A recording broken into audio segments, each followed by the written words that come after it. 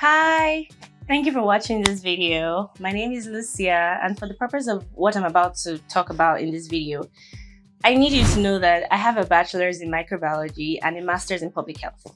I love to do research on health information and relay that information to you in a way that is hopefully easier to understand generally. But please, this is not medical advice at all. It is just health education. So always check with your doctor, do your own research. And if I say an over-the-counter medication has been shown to help with something and you choose to pick it up, please stick to the recommended dosage on the labels. Okay? Thank you. Now to the quick topic of today. I don't know if you knew this, but I'm sure you didn't know this, and now I'm about to remind you. Did you know that taking ibuprofen during your menstrual cycle not only helps with the pain of cramps, but could also lighten heavy flow, thereby shortening the days that you actually bleed? Well, so here's how it all works.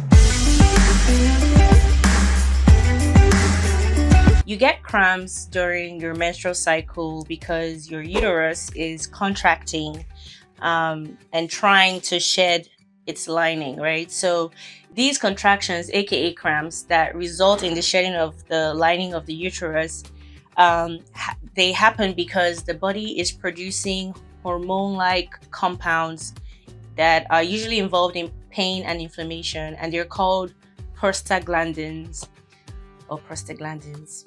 You get the drift. So in reverse, I'll say that in reverse, the body produces prostaglandins that cause contractions, aka cramps.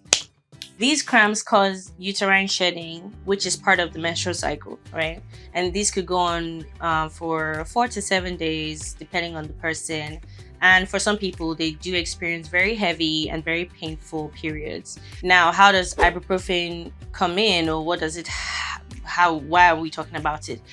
It's an over-the-counter medication, and it reduces pain generally, but it does that by reducing the production of prostaglandins, thereby reducing the uterine shedding. So if prostaglandins are produced and needed to shed the lining of the uterus, and then ibuprofen reduces the production of the prostaglandins, then the uterine doesn't shed as much. Does that make sense? I mean, it will shed, but just not as much and not for as long as it would usually take. So maybe your period could be reduced from a 4-day bleed to a 3-day bleed.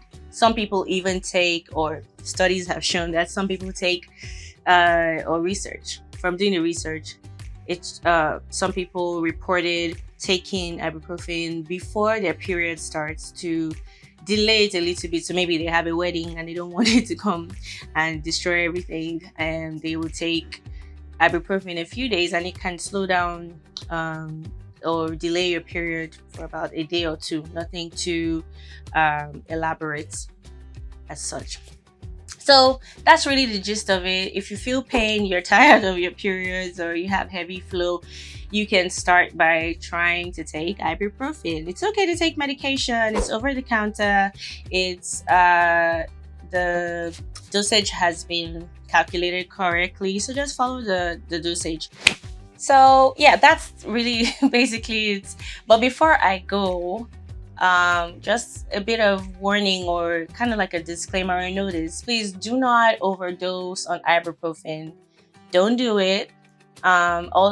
Stick with what the label says, and also eat when you take it in order to reduce any stomach irritation and possibly help with absorption of the drug into your system. I'd also like to know if you knew about this before now. Please put it in the comment section. Let's talk about it, and feel free to ask me any questions.